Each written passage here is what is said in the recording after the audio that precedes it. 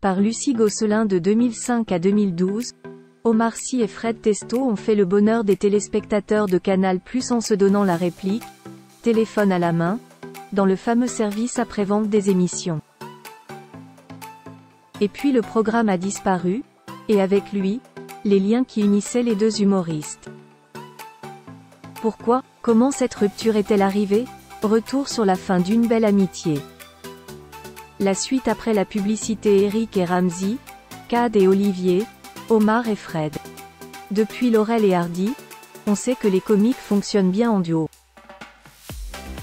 Reste que souvent, au gré des carrières, les pairs ont tendance à se défaire.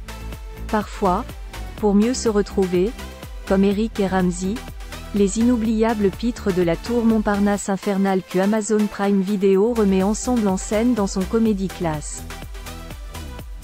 Ou comme Kad Merad et Olivier Barou qui ont eux aussi maintenu le lien, notamment grâce à leur célèbre Pamela Rose dont les nouvelles aventures les réunissaient encore à l'automne 2023. Et puis il y a ceux que la vie a séparés et qui ne se sont plus croisés. En l'occurrence, Omar et Fred. Tout avait commencé pour Omar et Fred à Radio Nova en 1997. Fred Testo arrivait de Fun, où il côtoyait Eric et Ramzy. Omar lui avait été pris sous son aile très jeune par Jamel Debbouze. Ils vivaient dans le même quartier à Trappes, dans les Yvelines. C'est d'ailleurs le mari de Mélissa Theriault qui va les entraîner tous deux avec lui sur Canal+.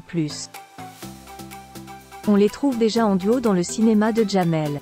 Puis, en 2000, le producteur Kader Aoun leur offre leur premier combiné. C'est le visiofond qui vient ponctuer nulle part ailleurs. Pendant 5 ans, ils enchaînent ainsi les pastilles humoristiques courtes sur la chaîne cryptée tout en écrivant la trame d'un spectacle qu'ils joueront sur scène en 2008. La grande période du SAV en 2005, le SAV des émissions déboule dans le programme de Stéphane Bern, Vendredi pétante. D'hebdomadaire, elle passe en quotidienne l'année suivante. Tous les soirs, à 20h40, le grand journal de Michel Denisot s'anime grâce à ses deux clowns à l'humour tendre et gentiment absurde. Les personnages récurrents qu'il incarne, Tata Suzanne, François le Français, Super Connard ou certaines phrases dis donc. Tu viens plus aux soirées? Deviennent cultes. Pour Omar Sy, le film Intouchable change la donne et puis, le 2 novembre 2011, sort le film Intouchable. Un mois plus tard, il a fait 13 millions d'entrées et la vie d'Omar va changer. Les acteurs ont touché 10 centimes d'euros par ticket à partir de 1,6 million d'entrées, expliquait un des producteurs aux Parisiens. Sachant que l'interprète de Driss avait a priori touché 500 000 euros pour le tournage, s'y ajoute donc plus d'1 million d'euros. C'est le jackpot. Et la frénésie pour l'ancien gamin de Trappes devenu une star, y compris dans le monde, où le film a aussi fait un carton. Conséquence, l'année suivante, l'acteur quitte la France en quête de tranquillité pour lui et sa famille, direction Los Angeles. Plus personne pour répondre à Fred Testo. Le 5 juin 2012, Canal+ annonce que l'émission ne sera plus reconduite à la rentrée. Le duo se sépare, puis se retrouve, encore autour d'un téléphone. En 2014, Apple les rassemble pour faire la pub de son nouvel iPhone 6. On ne voit que leurs mains. Comme un signe d'adieu, le film a-t-il rendu son acteur principal intouchable pour son ami? Dès février 2016, dans Grazia, Omar Sy avait déjà laissé entrevoir la réponse, avec l'arrêt du SAV, qui était notre moteur et l'endroit où l'on se retrouvait 2 ou 3 jours par semaine. L'acteur avait ajouté, le fait d'avoir perdu ça au même moment où mon emploi du temps m'a mené ailleurs a rendu les choses plus compliquées. Cela a commencé par une espèce de distance géographique, et puis le temps a fini par s'installer là-dedans. Fred Testo, on vient de se battre. Interrogé quelques jours plus tard sur le sujet, Fred Testo s'était montré plus évasif, voire gêné. Au cœur de l'interview, le film African Dream. Mi 2013, des sites spécialisés annoncent qu'Omar et Fred vont se retrouver au cinéma. A priori, le scénario a déjà été coécrit, le lieu de tournage prévu, ce sera le Sénégal. Quand? Début 2014. Sauf que, le film ne verra jamais le jour. Quand Téléstar demande à Fred pourquoi, l'acteur répond: blagueur.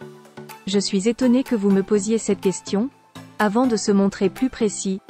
Non, mais c'était un projet comme un autre. Pas le bon timing. Et le scénario a changé 4 fois, c'était galère. Je ne suis plus du tout dedans, là. Et quand nos confrères demandent à l'ancien complice d'Omar s'ils sont brouillés, il ironise carrément: oui. D'ailleurs on vient de se battre là. Et là, je viens d'installer le malaise. Je suis fort pour ça. En même temps je suis comédien.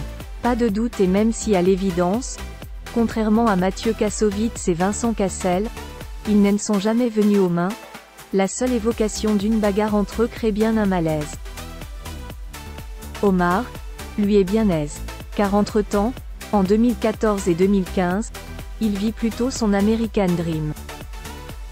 Il est ces années-là à l'affiche de 2 blockbusters mondiaux, X-Men, Days of Future Past et Jurassic World. Au même moment, Fred tourne 2 films ambitieux et soignés mais qui ne sont pas restés dans les annales, Elle emprise et Rose et le soldat. Un projet commun avorté, un éloignement géographique, des trajectoires qui bifurquent, des fortunes diverses, il n'en fallait sans doute pas plus pour éloigner les 2 hommes. Omar Sy, c'était même pénible à un moment déjà, en janvier 2023, sur YouTube, Omar Sy avait fait fort en lançant Je ne suis plus dans sa vie, il n'est plus dans la mienne.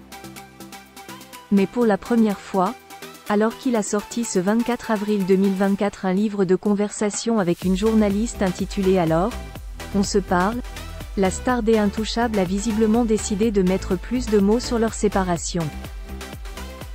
Il l'a fait au micro de Mouloud Achour, dans Click, sur Canal+. Il est n'y a pas vraiment d'explication valable, il est n'y a pas d'embrouille réelle, mais tu comprends que c'est ce qui se passe avec tout le monde, commence la star de la série Lupin sur Netflix. C'est-à-dire que c'est une optique qui se déforme et on me voit comme un autre parce qu'on projette l'image d'Omar Sy qui n'est pas moi. Même ceux qui me connaissent le mieux, en l'occurrence lui qui me connaît très bien, ont, à un moment donné, projeté l'image de quelqu'un qui n'était pas moi et il n'était pas en phase avec cette personne. Ce que je peux comprendre. Mais je n'étais pas cette personne. Fred a-t-il cru que son ami avait changé alors qu'il était resté le même? C'est ce que semble sous-entendre celui qui va jouer un rôle de premier plan au prochain festival de Cannes. Ce dernier a-t-il été blessé par le silence soudain entre eux? Franchement ça m'a manqué un temps, répond Omar à Mouloud Achour. C'était même pénible à un moment, mais aujourd'hui je me suis fait une raison, c'est la vie qui est comme ça. C'est aussi un choix qui est le sien pour le coup pas le mien, et que je respecte totalement. Et la vie est ainsi faite.